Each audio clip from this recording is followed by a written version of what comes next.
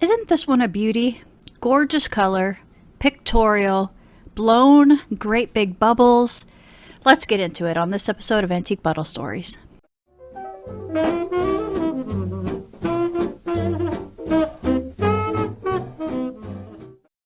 Let's keep looking at this bottle for a second. Indianapolis Brewing Company, Indianapolis, Indiana. There's a lady with wings holding up a cup. I found it really funny because there's two little blobs of glass for her boobs. On the bottom there's Root written. Here's the trademark drawn out. It's really pretty. And if we look there at the bottom of the picture, there's the factory. It's quite a huge production. Maybe like 7 city blocks it takes up, maybe? So I want to start this story by reading this newspaper article. The Indianapolis Brewery, with its monster plants, is the largest in the city and one of the largest in the world. The present company was the result of the amalgamation of 3 smaller breweries, founded by Peter Lieber, Christian Schmidt, and Caspar Moss. This combination was effected in 1889. The name of Indianapolis is emblazoned on 20 million bottles each year, and these bottles go all over the world. It talks about Albert Lieber, the son of one of the founders, as being credited with its remarkable growth. Then it continues by saying the first victory that brought the Indianapolis Company before the world was the winning of 4 grand prizes, 6 gold medals, and 2 crosses of honor in the international exhibitions. The beer became so famous that the title of the world's standard of perfection was bestowed on it by experts. So this is a combination of 3 companies run by 3 successful guys. So let's do a quick introduction of each one. First up is Peter Lieber. He was born in 1834 in Dusseldorf, Germany. So let's read his obituary. I think it gives a great summary. Peter Lieber at one time was a resident of this city. He passed away in Dusseldorf, Germany at age 81. He was one of the very early pioneers to come to New Ulm and was engaged in dealing in furs which he bought from the Indians. In 1860, he was married to Sophia. They had 5 kids. During the Civil War, he served with the Minnesota Light Battery. After his discharge, they moved to Indianapolis until 1888, when he returned to Dusseldorf until his death. But while he was living in Indianapolis, he was engaged in the brewery business for about 20 years, and he was chief executive officer of the P. Lieber Brewing Company. So I'm going to estimate his brewery started somewhere in the 1860s. And his son Albert remained in Indianapolis, and he ran the company up to the merger and even after the merge for some time. Next is Christian Schmidt. He was also born in Germany around 1830. I did find a few pictures of his factory, which was enormous. I'm sure during his time he was probably a household name around these parts, but weirdly, there's not that much about him or his factory written in the papers. So I'm going to estimate his brewery started about 1865, judging by these accounts in the paper of him buying up some property. He was married to Caroline, and they had 4 kids. He died in 1871, around age 41, really young. His sons, John and Edward, ran the brewery until the merge. Next is Caspar Moss. He's the oldest of the bunch, born in 1816 in France. According to the census, he married Magdalena, and they had 7 kids.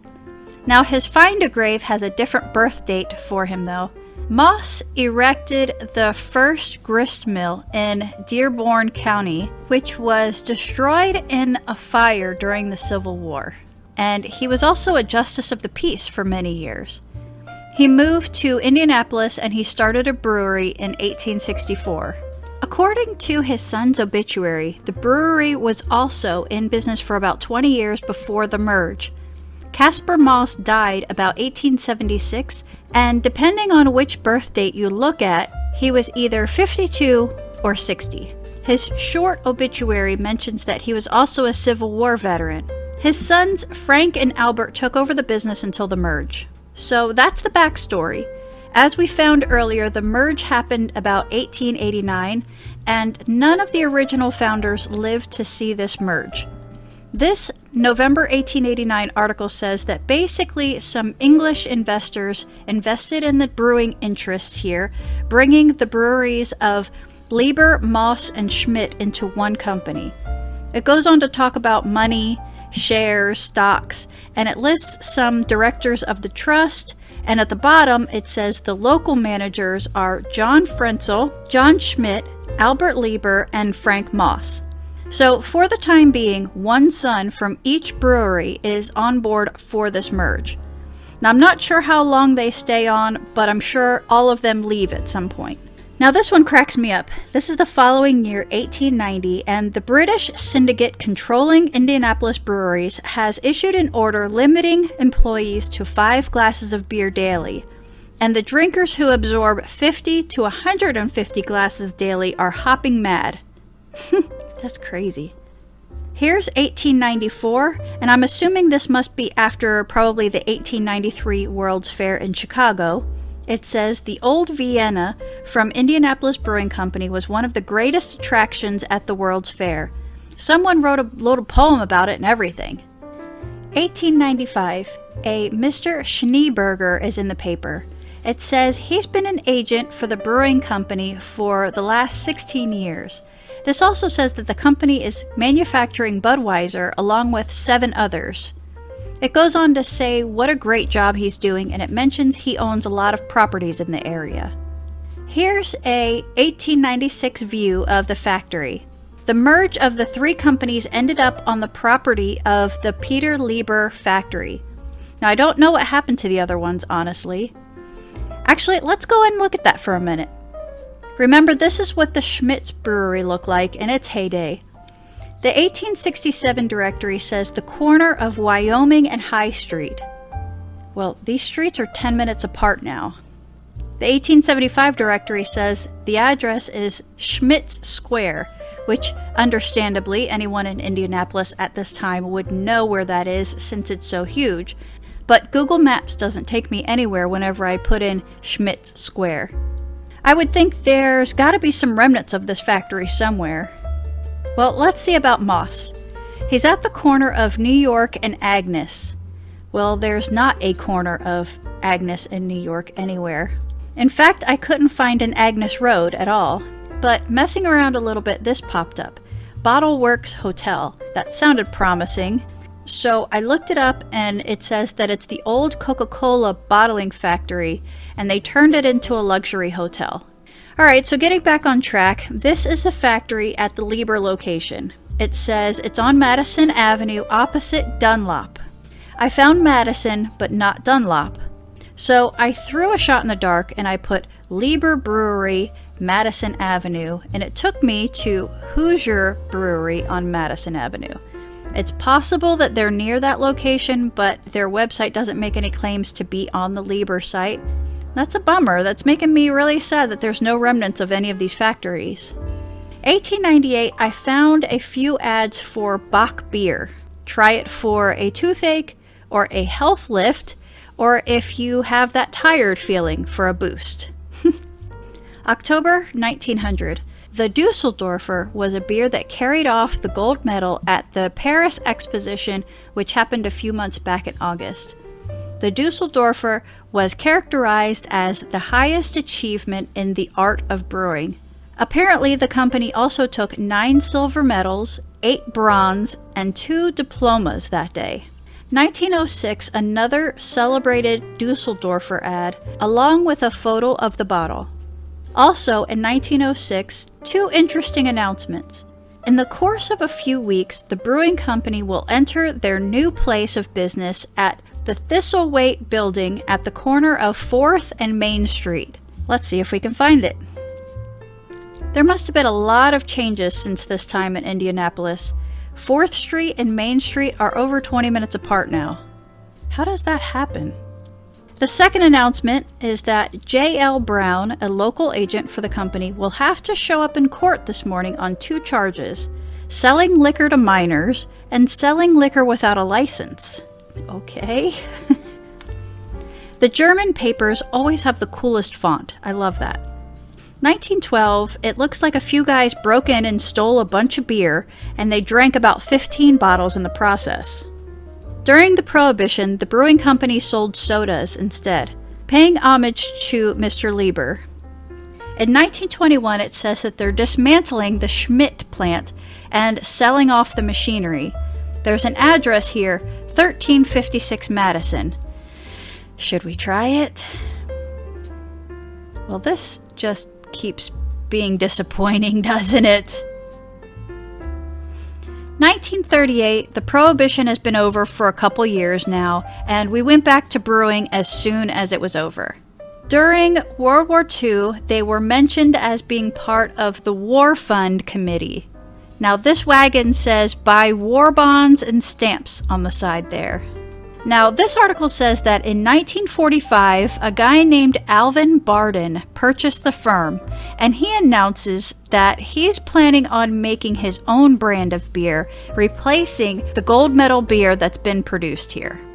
Skip ahead to 1947, and these guys are in the paper a lot. In 1947, the brewery faces $500,000 suit. Named in the suit is the brewing company as well as two other companies that Barden owns. Office of Temporary Controls filed suit in federal court to collect over $500,000 in treble damages for beer allegedly sold at over-ceiling prices last year. 2 months later, in June, a $20,000 suit by a company that alleges that the company failed to fulfill an agreement to ship about 15,000 cases of beer last year. The agreement was that this company sent the brewery a shipment of empty bottles, which they were supposed to fill and send back, and they never did. So a couple days later, their assets were seized by the government. In October, a notice in the paper is basically saying that anybody who is owed by this company needs to file your claim now. The following May, 1948, Indianapolis Brewing Company is going up for sale, including buildings, machinery, equipment, and furniture, to the highest bidder for cash, beginning in June. It says the sale will continue day to day until the sale of all thereof has been made subject of the court.